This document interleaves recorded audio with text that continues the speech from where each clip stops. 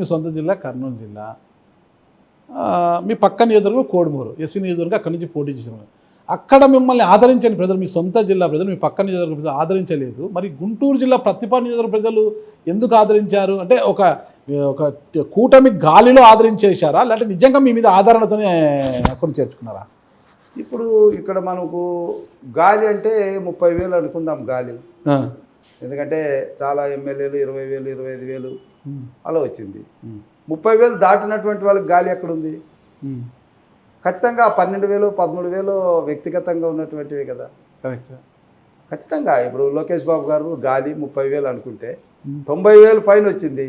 కానీ ఆయన ఇమేజ్, ఆయన చేసిన పని, ఓడిపోయినా ప్రతి ఇంటిని టచ్ చేశాడు, ప్రతి కుటుంబాన్ని పరామర్శించాడు, ప్రతి కుటుంబ అవసరాలు గుర్తించాడు, వాళ్ళకి ఆదుకున్నాడు, ఆ కుటుంబాల్లో తాను ఒక్కడే నిలబడ్డాడు. కాబట్టి అంత మెజార్టీ వచ్చింది.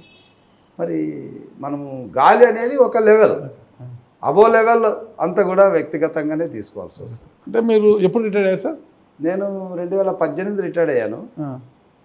మరి ఆ తర్వాత నాకు 1 year ఎక్స్టెన్షన్ ఇచ్చారు. ఓకే.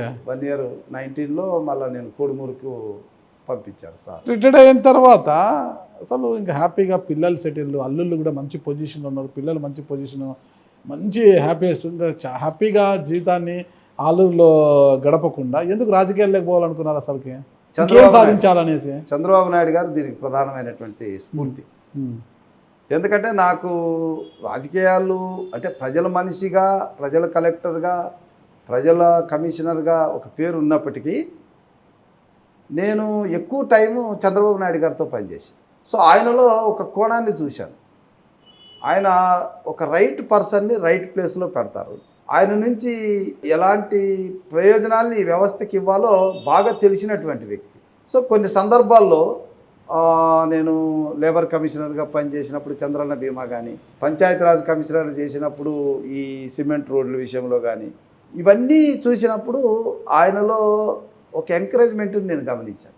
సో ఆయన చేసే కష్టం నేను మొదటి నుంచి అబ్జర్వ్ చేస్తాను. 18 గంటల పైగా పనిచేసినటువంటి సీఎంని నేను ఎప్పుడు చూడలేదు. సో అలాంటి వ్యక్తి నేను ఒక సందర్భంలో కూడా అడిగాను. సో ఆయన ఒకటే చెప్పారు, మనం చిన్నప్పుడు కష్టాల్లో వచ్చాం, ఈరోజు ఆ కష్టాలు ప్రజలకు ఉండకుండా చేయాలంటే మనం కష్టపడాలి. కాబట్టి మనం ఒక్కరు కష్టపడితే కొన్ని వేల కుటుంబాలు సుఖపడతాయి అన్నటువంటి ఒక ఆలోచనతో, ఆయన స్ఫూర్తితోనే ఆయనే నేను రిటైర్మెంట్ అవుతాను సార్ ఒక 2 వారాల ముందు అని అన్నప్పుడు, నో రిటైర్మెంట్, నీకు ఎక్స్టెన్షన్ ఇస్తున్నానని చెప్పి ఎక్స్టెన్షన్లో ఉండంగా పిలిపించి నువ్వు కోడుమూరులో పోటీ చేయాలని చెప్పాను. రాజశేఖర రెడ్డి గారితో నేను అటాచ్మెంట్ చంద్రబాబు గారితో ఎలా వచ్చిందంటారు? ఇక్కడ నా పనితనం వల్ల సీఎంలు దగ్గర అయ్యాను తప్ప, ఇప్పుడు నాలో ఉన్న ఒక పనితనం, ఏదైనా పని అప్పచెప్తే అది పని చేసేంత వరకు కూడా మరి వాళ్ళకు నేను ఆన్సరు అంటే కనబడేవాడిని కాదు. అది అయిన తర్వాత సార్ నేను చేశానని చెప్పడానికి వెళ్ళేవాడిని. బహుశా ఆ కమిట్మెంట్ ఉన్నటువంటిది కావచ్చు, ప్రో పూర్ యాక్టివిటీస్లో నేను మంచిగా వెళ్ళడం కావచ్చు. ఆ రోజు రాజశేఖర రెడ్డి గారు కూడా నన్ను అభిమానించారు. తర్వాత చంద్రబాబు నాయుడు గారు అన్నారు. ఇద్దరిని చూశారు కదా ముఖ్యమంత్రులుగా, రాజశేఖర రెడ్డి గారిని చూశారు, చంద్రబాబు గారిని చూశారు. ఏమనిపిస్తుంది, ఎవరి వ్యక్తిత్వం ఎట్లాంటిది అనిపించింది?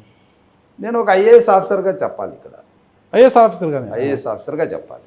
రాజశేఖర రెడ్డి గారిలో అదర్ సైడ్ ఆఫ్ ది కాయన్ జనం చెప్పుకుంటున్నారు. ఆయన అధికారాన్ని అడ్డం పెట్టుకొని కొడుకు ప్రయోజనం పొందాడని, తద్వారా అధికారులు చాలామంది బలి అయిపోయారని, ఆ బలి అయిపోయినటువంటి విషయాన్ని కూడా సమాజం చూస్తూ ఉంది. చాలామంది అధికారులు బలి అయ్యారు. చంద్రబాబు నాయుడు గారి విషయానికి వచ్చినప్పుడు ఆయన 4 సార్లు సీఎం అయ్యారు, ఇప్పుడు కూడా చేస్తున్నారు కదా. నాకు తెలిసి అధికారులు ఐఏఎస్ కావచ్చు, ఐపీఎస్ కావచ్చు, ఈవెన్ ఐఎఫ్ఎస్ కావచ్చు, ఏ చిన్న అధికారి కూడా ఆయన నిర్ణయం వల్ల వీళ్ళు బలి అయ్యారని చెప్పడానికి ఒక ఉదాహరణ కూడా లేదు. సో తాను తప్పు చేయడు, ఇతరుల చేత తప్పు చేయించడం అన్న కాన్సెప్ట్ చంద్రబాబు నాయుడులో చూశాను. రాజశేఖర రెడ్డి గారి విషయంలోకి వచ్చేటప్పటికి ప్రజలకు ఏదైనా చేయాలంటే కళ్ళు మూసుకొని చేయాలన్నటువంటిది ఆయన తపన. అది మంచికి జరిగితే ఓకే, కానీ ఇప్పుడు నేనే ఉన్నాను. వాస్తవానికి చెప్పాలంటే పోలవరం 5,000 రూపాయలు ఎక్కువ ఇచ్చాను ఎకరాకు. దాని మీద వేరే రకంగా వెళ్ళాలంటే నన్ను పని చేయొచ్చు, కానీ అక్కడ రైతుల మేలు కోసము మనం ఒక లైన్ దాటి చేయించడం అన్నది ఆయనకున్న ఇది. మరి మీరు బయటకు వచ్చిన వెంటనే ఇంకా టీడీపీలో నడవాలనుకున్నారు కదా, అయితే కోడుమూరులో ఓడిపోయిన తర్వాత 2019 ఎన్నికలకు ముందు వైసీపీలోకి వెళ్ళాలని ప్రయత్నించారనే విమర్శలు వచ్చాయి కదా మీ మీద. ఇక్కడ నేను వైసీపీలో వెళ్ళాలన్న ఆలోచన నాకు లేదు. యాక్చువల్గా ఏంటంటే మా పెద్దల్లుడు వాళ్ళది కాంగ్రెస్ కుటుంబం. సో వాళ్ళ వదిన గారు కాంగ్రెస్లో ఎమ్మెల్యే, అమ్మాయి మద్దాల సునీత అని, గోపాలపురం ఎమ్మెల్యే. సో ఆ నేపథ్యంలో ఆయన మాకు అల్లుడయ్యారు. సో అప్పుడు కాంగ్రెస్ తరఫున రాజశేఖర రెడ్డి గారి టైంలో ఆయన ఎమ్మెల్యేగా కంటెస్ట్ చేశారు. అప్పుడు ఆయనకి టికెట్ కూడా రాజశేఖర రెడ్డి గారు ఇచ్చారు. సో ఆయన ఎమ్మెల్యే అయ్యారు. ఎమ్మెల్యే అయిన తర్వాత 2009లో మరి ఆయన చనిపోవడం, రాజశేఖర రెడ్డి గారు చనిపోవడం, వాళ్ళ 6 నెలలకే ఆయన ఎమ్మెల్యే అయిన 6 నెలలకు చనిపోవడం, కిరణ్ కుమార్ రెడ్డి గారి ప్రభుత్వంలో ఈయన పనిచేయడం, మళ్ళా జగన్మోహన్ రెడ్డి గారు ప్రత్యేకమైన పార్టీ పెడితే ఆ పార్టీలో పెట్టాడని చెప్పి వాళ్ళ నాన్న ఇచ్చింది వాళ్ళ కొడుక్కే వెళ్ళాలని ఆ రకమైన కాన్సెప్ట్లో అబ్బాయి అక్కడికి వెళ్ళడం జరిగింది. సో ఆ నేపథ్యంలో వైసీపీకి అతను దగ్గర అయ్యాడు. 2014లో నా కూతురు కూడా కంటెస్ట్ చేసింది, అంటే జగన్మోహన్ రెడ్డి గారి పార్టీలో. 2019 వచ్చేటప్పటికి మేము ఎలక్షన్స్కి నేను పోటీ చేశాను టీడీపీలో. సో అప్పుడు మాకు 2-3 విషయాల్లో, నా అల్లుడు సాఫ్ట్వేర్ జాబ్ ఉండి రాజకీయాల్లోకి వస్తే సడన్గా మార్చి నా బిడ్డకి ఇవ్వడము, అంటే ఆయన నిర్ణయాల్లో కొన్ని ఎందుకో ఒక రకమైనటువంటి అభిప్రాయాల్లో వచ్చాం, జగన్మోహన్ రెడ్డి గారి అభిప్రాయాలు.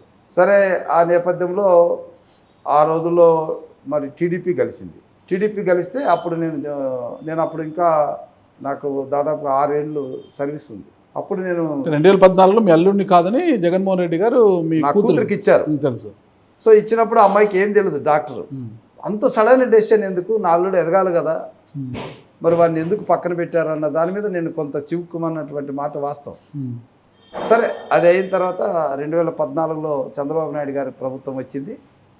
అప్పుడు ఎవరో ఎమ్మెల్యేలు ఏదో పోయి చెప్పి వైసీపీ నేపథ్యం అది ఇది అని ఎందుకు చెప్పించుకోవాలని చెప్పి నేనే వెళ్ళి సార్ ఇట్లా అంటే, ఓ తెలుసు నీ బిడ్డ అక్కడ పోటీ చేసింది, పీతల సుజాత కలిసింది, ఆమె మంత్రి అవుతుంది అని చెప్పి ఆయన ఒకే మాట చెప్పాడు, నేను ఆమె దగ్గర నీకు మంత్రిగా అధికారిగా వేస్తున్నా, సెక్రటరీగా అన్నాడు. అప్పుడు మైనింగ్ డిపార్ట్మెంట్ అమ్మాయికి ఇచ్చింది. అవును, మైనింగ్ అన్నాడు. సార్ మరి అంటే అవన్నీ నాకు తెలీదు, నువ్వు నా దగ్గర గతంలో పనిచేసావు, నీ పనితనం ఏంటో నాకు తెలుసు, వైసీపీ ఇవన్నీ నాకు సంబంధించిన ఇష్యూలు కాదు, నీవు నీ పరిపాలన నీ ఐఏఎస్ అధికారిగా నాకు కావాలి.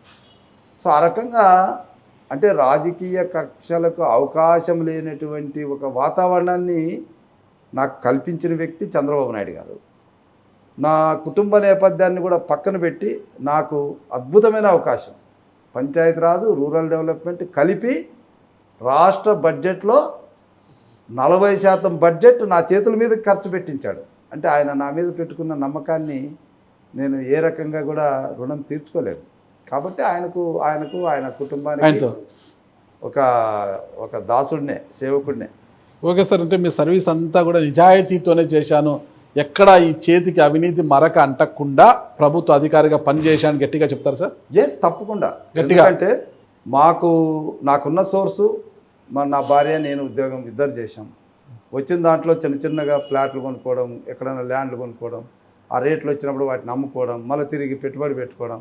ఒక రకంగా చెప్పాలంటే భూముల మీద ఉన్న ఆసక్తి, లేదా మా తాతగారు భూమి మీద ఉన్న ఆసక్తి, అక్కడక్కడ కొనడం, తిరిగి అమ్మడం, అవి ఇప్పుడున్న రేట్లలో బాగా పెరిగిపోవడం, ఇలాగ జరిగి ప్రజాధనాన్ని అయితే నేను స్వాహా చేయలేదంటారు. నేను ఎక్కడ కూడా మీరు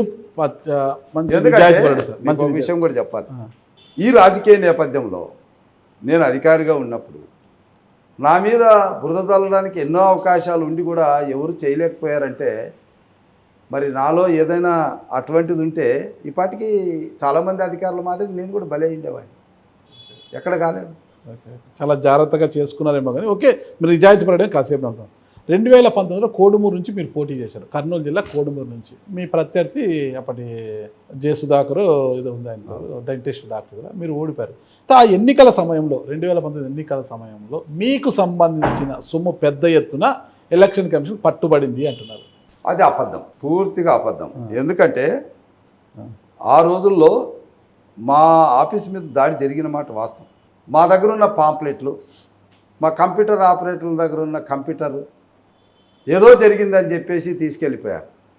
ఒక్క పైసా కూడా అక్కడ వాళ్ళకు దొరికింది కానీ అక్కడ మా దగ్గర డబ్బులు ఉన్నది కానీ ఎక్కడా లేదు. మరి ఈ రోజుకి అదే ప్రచారం ఉంది కదా, అక్కడ పెద్ద ఎత్తున డబ్బులు దొరికాయి. ప్రచారం జరగడానికి ఏముంది, చాలామంది చేసేస్తారు, ప్రచారం చేస్తారు, ఇప్పుడు కూడా చేస్తారు. 2 ఎలక్షన్లో ఆయన పోటీ చేశాడు, ఎంత ఖర్చు పెడుతున్నాడని. కాబట్టి ఇక్కడ చంద్రబాబు నాయుడు గారిలో ఉన్న గొప్పతనం నేను చెప్పాలి. ఏమీ లేనటువంటి వ్యక్తిని తీసుకుని వచ్చి ఎమ్మెల్యేగా గెలిపించుకునే వ్యక్తిత్వం ఉన్న వ్యక్తి రాజకీయాల్లో చంద్రబాబు నాయుడు గారు. మీరు మన ఓర్వకల్లులో భారతి, విజయభారతి ఎంపీగా కంటెస్ట్ చేయించాడు. అమ్మాయికి ఏముందని ఒక ఎంపీ ఎక్కడ కర్నూలు జిల్లాలో ఓర్వకల్లు విజయభారతిని. అదే కాదు ఇప్పుడు నా నేపథ్యం కూడా ఇప్పుడు నాకేం పెద్దగా ఓర్వకల్ అండి, కర్నూలు పక్కనే ఓర్వకల్ ఉంది. ఓర్వకల్లులో విజయభారతి అని డాక్రా సంఘాలకి ప్రతినిధి అమ్మాయి. ఆమెను ఏం గెలిపించారు? ఆ అమ్మాయిని ఎంపీగా కంటెస్ట్ చేయించాడు, కర్నూలు ఎంపీగా. చాలా చాలా విషయాలు ఇప్పుడు మనకు ఈయనున్నాడు బీటీ నాయుడు, ఏం డబ్బులు ఉన్నాయని ఎంపీగా కంటెస్ట్ చేశాడు. కాబట్టి చంద్రబాబు నాయుడు గారు ఆయన పార్టీ వ్యక్తి మంచివాడైతే పార్టీ అన్ని విధాలుగా సహకరించి గెలిపించుకునేటటువంటి మనస్తత్వం ఉన్నది. వాళ్ళు అదే చెప్తారు కదా, జగన్మోహన్ రెడ్డి గారు చెప్తారు. నందిగం సురేష్ ఏమీ లేని ఒక దళితుని తీసుకొచ్చి పార్లమెంట్కి పంపించాడు. గురుమూర్తి లాంటి ఒక సామాన్యమైన ఎస్సీ సామాజిక వర్గానికి సంబంధించి గురుమూర్తిని తీసుకొచ్చి ఆయన ఎంపీ చేశారు. రాజకీయాల్లో అదే నేను చెప్తున్నా. ఎస్సీల్లో కొంతమంది డబ్బులు ఉన్నటువంటి ఉన్నత వర్గాల వాళ్ళు రాజకీయాల్లో డబ్బులు ఖర్చు పెట్టచ్చు. ఎస్సీలుగా ఉన్నటువంటి వాళ్ళకి డబ్బులు ఖర్చు పెట్టే స్థాయి ఉండదు. సామాన్యుడైన నందిగం సురేష్ని, సామాన్య గురుమూర్తిని చట్టసభలోకి పంపించిన గంత కూడా జగన్మోహన్ రెడ్డి గారికి ఉంది, ఇక్కడ చంద్రబాబు నాయుడు గారికి ఉంది. అంటే నేను ఎందుకు చెప్పాల్సి వచ్చిందంటే, రాజకీయాల్లో ఉన్నారు కాబట్టి మీరు డబ్బులు ఎక్కువ ఖర్చు పెట్టారు, ఎక్కడి నుంచి పెట్టారు అన్న దానికి నేను చెప్తున్నా. నందిగాం సురేష్కి ఏం డబ్బు ఉందని ఎంపీ అయ్యాడు, గురుమూర్తి గారికి ఏమి, ఒక డాక్టర్ మామూలు డాక్టర్, మరి ఎక్కడికి వెళ్ళాడు ఆయన? 2 సార్లు ఎంపీ అయ్యారు కదా. క్రెడిట్ ఎవరిది అంటారు? క్రెడిట్ రాజకీయ పార్టీది, తప్పకుండా చెప్తాను. ఎందుకంటే చంద్రబాబు నాయుడు గారు ఈరోజు నాకు తెలిసి 70 మంది కొత్త వాళ్ళలో 90% డబ్బు లేని వాళ్ళే ఉన్నారు. ఓన్లీ అక్కడ ఉన్న సర్వీస్ని బట్టి వాళ్ళకు సీట్లు ఇవ్వడం, వాళ్ళు గెలవడం, గెలిపించడం. ఆ పేదవాళ్ళలో మీరు కూడా ఉన్నారా? నేను ఉన్నాను. మీరు పేద ఎమ్మెల్యే? నేను కూడా పేదవాడిని, రాజకీయాల్లో పేదవాడిని.